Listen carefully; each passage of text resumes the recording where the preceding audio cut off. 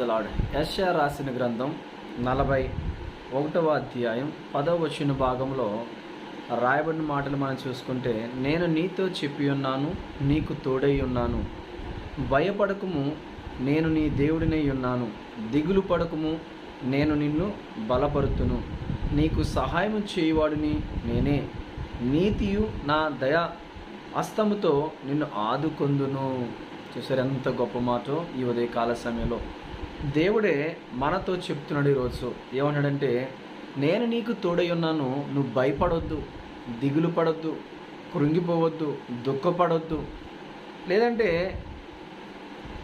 నీవు ఎలాంటి ఆలోచనలు కలిగి ఉండొద్దు, నేను నీకు తోడై ఉన్నాను అని దేవుడు మనతో మాట్లాడుతున్నాడు. ఈరోజు మనల్ని బలపరిచే దేవుడు, మనలను ఆదుకునే దేవుడు, మనము బలహీనులుగా ఉంటే మనలను బలపరిచే దేవుడు, బలహీనుల కొరకు ఆయన బలహీనుడిగా మనం వచ్చి మనం బలపరిచిన దేవుడు.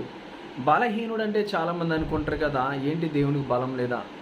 బలము అనేది కాదు, కానీ నేను ఇక్కడ మాట్లాడుతున్నమాట దేవుడే తనకు తానుగా తగ్గించుకుని వచ్చాడనే విషయాన్ని జ్ఞాపకం చేస్తున్నాను. ఆయన తన దీనత్వాన్ని చూపిస్తూ మనలను ఎంతగా ప్రేమిస్తున్నాడో ఒకసారి అర్థం చేసుకుందాం.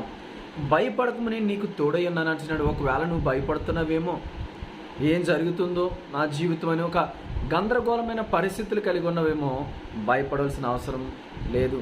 మనుషులు నీకు తోడున్నా లేకున్నా, ఎవరు నీతో వచ్చినా రాకున్నా, వాగ్దానం ఇచ్చిన దేవుడు నీకు తోడుగా ఉన్నానని వాగ్దానం ఇచ్చిన దేవుడు తోడుగా ఉన్నాడు, నీతో కలిసి నడవబోతున్నాడు. నీకు సహాయము చేయవాడును నేనే. ఎలాంటి సహాయము లేని దీనస్థితిలో ఉన్నావా? సహాయము కొరకు ఎదురు చూస్తున్నావా? దేవుడు నీకు సహాయం చేయబోతున్నాడు.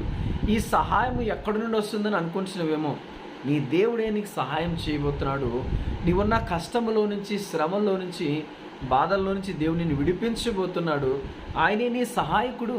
నీ కష్టకాలం మంది నీ స్నేహితులు నీకు తోడుగా లేకపోవచ్చు, నీ కష్టకాలం మందు నీ కుటుంబ సభ్యులు తోడుగా లేకపోవచ్చు, నీ కష్టకాలం మందు నీ తల్లిదండ్రులు తోడుగా లేకపోవచ్చు, నీ కష్టకాలం మందు నీ భార్య బిడ్డలు నీకు తోడుగా లేకపోవచ్చు, కానీ నీవు నమ్ముకున్న దేవుడు, మాట ఇచ్చిన దేవుడు, యుద్ధ వీరుడు, యుద్ధ సూర్యుడు, సైన్యములకు అధిపతి యెహోవా, నేను నీకు తోడుగా ఉన్నాను అని వాగ్దానం ఇస్తున్నాడు ఈరోజు.